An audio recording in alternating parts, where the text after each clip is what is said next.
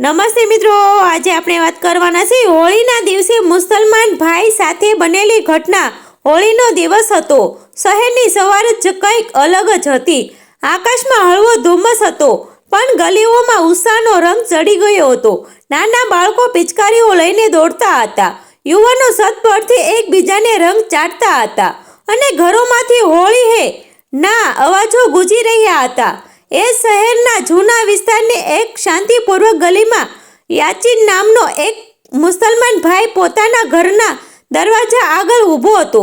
તે સામાન્ય રીતે હોળીના દિવસે ઘરની બહાર ઓછો જ નીકળતો, કારણ કે તેને રંગ રમવાની આદત નહોતી। પરંતુ આ વખતે પરિસ્થિતિ કંઈક અલગ હતી।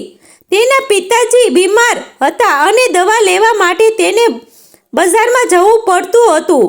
તેને સફેદ કુર્તો પહેર્યો, માથા પર ટોપી મૂકી અને દિલમાં થોડી શંકા સાથે ગલીમાં પગ મૂક્યો। આસપાસ બાળકો રંગની તરબતર થઈ દોડતા હતા।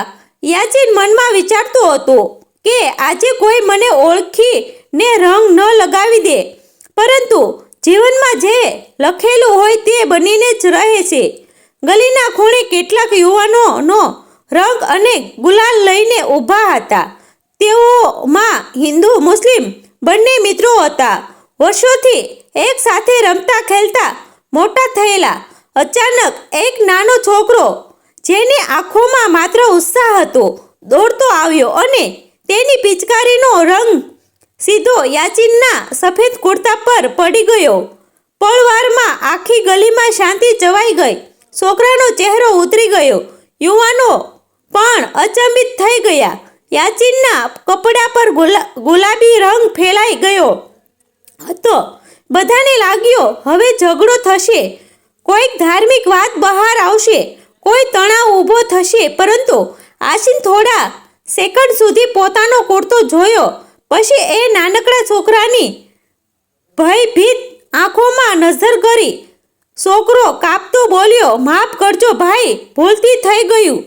તેની આંખોમાં આંસુ આવી ગયા હતા। યાચીનના મનમાં પણ પળવાર માટે ગુસ્સો ઉઠ્યો, કારણ કે તેને ખબર હતી કે ઘરે બીમાર પિતાજી રાહ જોઈ રહ્યા છે અને હવે નવા કપડાં પહેરવા જવું પડશે। પરંતુ ત્યારબાદ તેના દિલમાં કંઈક બદલાઈ ગયું। તેને યાદ આવ્યું કે તેના દાદા હંમેશા કહેતા, રંગો માણસને અલગ નથી પાડતા, માણસ જ પોતે અલગ પડે છે। યાચીન ધીમે સ્મિત કર્યું। ગલીમાં ઊભેલા લોકોના શ્વાસ અટકી ગયા હતા। તે આગળ વધ્યો, છોકરાના માથા પર હાથ ફેરવ્યો અને કહ્યું, અરે બેટા, હોળી છે ને, રંગ તો લાગશે જ। આ શબ્દ સાંભળતા જ વાતાવરણ બદલાઈ ગયું। ગલીમાં ફરી હાસ્ય ગૂંજ્યું। યુવાનોનો માનો એક રાઘવ, જે યાચીનનો બાળપણનો મિત્ર હતો, આગળ આવ્યો અને કહ્યું, યાર, તું તો દિલ જીત લ્યો। યાચીન હળવેથી બોલ્યો, દિલ જીતવાનો દિવસ તો ઈદનો હોય છે, પણ આજે હોળી છે, આજે તો રંગ જીતે। આ વાત સાંભળીને બધા હસી પડ્યા, પણ વાર્તા અહીં પૂરી થવાની નહોતી। ગલીમાં ઊભેલા કેટલાક લોકો, તેઓ હંમેશા ધાર્મિક ભેદભાવની વાતો કરતા, તેઓએ આ દ્રશ્ય ગમ્યું નહોતું। તેઓ એકબીજાને ધીમે અવાજે કહેતા હતા કે આ રીતે ભળવાથી પરંપરા ખતમ થઈ જશે। પરંતુ યુવાનોને હવે સમજાઈ ગયું હતું કે સાચી પરંપરા એ છે કે જ્યાં પ્રેમ હોય। રાઘવે તરત પોતાના ઘરમાંથી એક તોતિયો લાવ્યો અને યાચીનને આપ્યો, પણ યાચીને તે તોતિયો પાછો આપતા કહ્યું, હવે જ્યારે રંગ લાગી ગયો છે તો અધૂરો કેમ રાખવું? અને તેને પોતાની જેબમાંથી થોડું ગુલાલ કાઢ્યું, જે તેને ઈદના મેળામાં ખરીદેલું હતું, અને રાઘવના ચહેરા પર હળવેથી લગાવી દીધું। પરવાળમાં આખી ગલી તાળીઓ ગૂંજી ઉઠી। એ દ્રશ્ય એવું હતું કે જાણે બે ધર્મ નહીં, બે દિલ એકબીજાને રંગ રહ્યા હોય। ત્યાં હાજર એક વૃદ્ધ કાકા, જે વર્ષોથી સમાજમાં સન્માનિત હતા, આગળ આવ્યા અને બોલ્યા, આજનો દિવસ યાદ રાખજો, આજના દિવસે આ ગલીએ સાચી હોળી જોઈએ છે। યાચીન પછી દવા લેવા બજારમાં ગયો, પણ હવે તેના મનમાં કોઈ ભાર નહોતો. રસ્તામાં ઘણા લોકો તેને રંગેલા કપડામાં જોઈ આશ્ચર્ય પામતા, પરંતુ તેની આંખોમાં શાંતિ હતી. જ્યારે તે ઘરે પરત આવ્યો, તેના પિતાજીએ પૂછ્યું, બેટા તું રંગમાં કેમ? યાચીને હસીને આખી ઘટના કહી. પિતાજીના ચહેરા પર ગર્વ દેખાતો હતો. તેઓ ધીમેથી બોલ્યા, બેટા આજે તું ફક્ત રંગમાં નથી રંગાયો, તું ઇતિહાસમાં રંગાયો છે. આ ઘટના બીજા દિવસે આખા શહેરમાં ચર્ચાનો વિષય બની. સોશિયલ મીડિયામાં પર કોઈએ આ દ્રશ્યનો વિડીયો મૂકી દીધો હતો. લોકો કોમેન્ટમાં લખતા હતા કે આ છે સાચું ભારત. કેટલાક લોકોએ તો યાચીનને મળવા માટે તેના ઘેર આવવાનું શરૂ કર્યું. શહેરના એક સ્કૂલમાં તેને આમંત્રિત કરવામાં આવ્યો, જ્યાં તેને બાળકોને સંદેશ આપ્યો કે ધર્મ માણસને સારા બનાવે છે, અલગ નહીં. આ ઘટના પછી ગલીમાં હોળી અને ઈદ બંને એક સાથે ઉજવવાની પરંપરા શરૂ થઈ. વર્ષો પછી પણ લોકો કહેતા કે એ દિવસે જે રંગ લાગ્યો હતો એ ક્યારેય ઉતર્યો નથી, કારણ કે એ રંગ કપડા પર નહોતો, દિલ પર હતો. હોળીના એ દિવસ પછી શહેરની હવા જાણે બદલાઈ ગઈ હતી. પરંતુ દરેક બદલાવને સ્વીકારવા બધા તૈયાર હોય એવું જરૂરી નથી. યાચીન અને રાઘવની ગલીમાં જ્યાં પ્રેમ અને સમરસતાનો રંગ ચડ્યો હતો, જ્યાં શહેરના કેટલાક ખૂણામાં ચર્ચાઓ પણ શરૂ થઈ ગઈ હતી. કોઈ કહેતો કે આ તો માત્ર એક ઘટના હતી, તો કોઈ કહેતો કે આથી સમાજની રેખાઓ ધૂંધળી થઈ જશે. પરંતુ ગલીના લોકો માટે એ દિવસ માત્ર એક અકસ્માત નહોતો, એ દિવસ તેમની માનસિકતા બદલવાનો આરંભ હતો. યાચીન બીજા દિવસે મસ્જિદમાં નમાઝ અદા કરવા ગયો, ત્યારે કેટલાક વૃદ્ધોએ પ્રેમથી તેને પૂછ્યું, બેટા ખરેખર તને ગુસ્સો ન આવ્યો?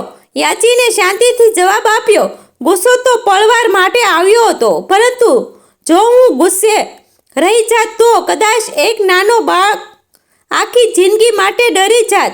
તેને આ વાત મસ્જિદમાં બેઠેલા બધાના દિલનો સ્પર્શ ગઈ. એ જ સાંજે રાઘવ મંદિરે ગયો, જ્યાં કેટલાક લોકોએ તેને કહ્યું, તમે વધારે ભળી જાઓ છો. રાઘવે હળવું સ્મિત કરીને કહ્યું, ભગવાન રંગોથી નથી ડરતા, તો આપણે કેમ ડરીએ?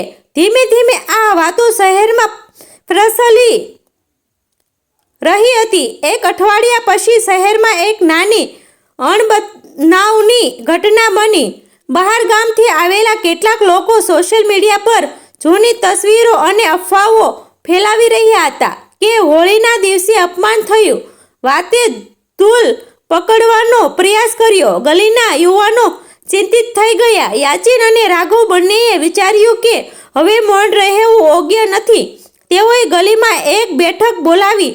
હિન્દુ મુસ્લિમ બંને પરિવારો ઉપસ્થિત રહ્યા. ત્યાં યાચીને ઊભા રહીને કહ્યું, જો કોઈને લાગે છે કે મને અપમાન થયું છે, તો હું અહીં ખુલ્લે આમ કહું છું, મને ગર્વ થયો હતો. તેના આ શબ્દોએ શંકાના વાદળો દૂર કરી દીધા. ત્યારબાદ એ નાનકડો છોકરો, જેના હાથેથી રંગ લાગ્યો હતો, પોતાના પિતાની સાથે આગળ આવ્યો. તેની આંખોમાં હજી પણ અચકાટ હતો. તેને કહ્યું, યાચીનભાઈએ મન સાફ કરીને શીખવી દીધું કે હોળી ફક્ત રંગોથી નથી, દિલોની છે. આ દ્રશ્ય જોઈને ઘણા લોકોની આંખો ભીની થઈ ગઈ. બેઠકમાં નક્કી થયું કે આવતી ઈદ પર સમગ્ર ગલી એક સાથે ઇફતાર કરશે અને આવતી હોળી પર સૌ એક સાથે ને સન્માનપૂર્વક રંગ લગાવશે. સમય પસાર થયો. રમઝાન આવ્યો. યાચીનના ઘરના આંગણે પહેલીવાર મોટી દરી પાથરી ગઈ. રાઘવ અને તેની પરિવાર સહિત અનેક હિન્દુ પરિવારો ઇફતારમાં જોડાયા. ખજૂર, શરબત અને સમોસાની સુગંધ વચ્ચે સૌએ એક સાથે રોજા ખોલ્યા. તે ક્ષણે કોઈને યાદ પણ નહોતું કે કોણ કયા ધર્મનો છે. સૌને માત્ર એ યાદ હતું કે તેઓ એક જ ગલીના રહેવાસી છે. વૃદ્ધ કાકાએ ફરી એકવાર કહ્યું, જે ગલી એ હોળીનું સાચું અર્થ સમજાયું. એ ગલી હવે ઈદનું સાસુ સૌંદર્ય પણ જોઈ રહી છે. આ ઘટનાએ શહેરના નેતાઓને પણ ધ્યાન ખેંચ્યું. એક સામાજિક સંસ્થા દ્વારા યાચીર અને રાઘવને સન્માનિત કરવામાં આવ્યા. મંચ પરથી યાચીને કહ્યું, મને સન્માન માટે નહીં, સમજ માટે યાદ રાખજો. રાઘવે ઉમેર્યું, રંગ અને રોજા બંનેમાં એક વાત સામાન્ય છે. બંને આપણને પોતાના અંદરના અહંકારથી મુક્ત કરે છે. તાળીઓ ગડગડાટ વચ્ચે બંને મિત્રોએ એકબીજાને ગળે મળ્યા. એ તસવીર ફરી સોશિયલ મીડિયા પર વાયરલ થઈ. પરંતુ આ વખતે કોઈ અફવા નહોતી, માત્ર પ્રશંસા હતી. વર્ષો વીતી ગયા. ગલીમાં હવે એક પરંપરા બની ગઈ હતી. હોળીના દિવસે સૌ પહેલા યાચીનના ઘેર જઈને તેને સન્માનપૂર્વક હળવો તિલક લગાવવામાં આવતો અને ઈદના દિવસે રાઘવના ઘેર સૌ પહેલા સેવૈયા રાખવામાં આવતી. તે નાનો છોકરો હવે યુવાન બની ગયો હતો. એક દિવસે તેને શાળામાં ભાષણ આપતા કહ્યું, મેં એકવાર ભૂલથી રંગ લગાવ્યો હતો, પરંતુ એ ભૂલથી મને જીવનનો સૌથી મોટો પાઠ મળ્યો. આખું હોલ તાળીઓથી ગુંજી ઉઠ્યું. આ રીતે એક પળની ભૂલથી શરૂ થયેલી ઘટના એક ગલીની ઓળખ બની ગઈ. લોકો દૂર દૂરથી આવીને પૂછતા, શું સાચે જ અહીં હોળી અને ઈદ સાથે ઉજવાય છે? અને ગલીના લોકો ગર્વથી કહેતા, હા, અહીં રંગ દિલ પર ચડે છે અને ક્યારેય ઉતરતો નથી. કારણ કે એ દિવસથી સૌએ સમજ્યું હતું કે સાચી જીત કોઈ એક ધર્મની નથી. સાચી જીત તો માનવતાની છે. અને માનવતાનો રંગ એવો છે કે જે એકવાર લાગ્યો પછી ક્યારેય ફીકો પડતો નથી. આ વાર્તા સત્ય આધારિત અને અમારી શોષિત છે. આવા જ નવા વિડીયો જોવા માટે અમારી ચેનલ સાથે બન્યા રહેજો. અમારી ચેનલને સબસ્ક્રાઈબ કરી દેજો. આભાર મિત્રો. ગમે તો શેર કરી દેજો.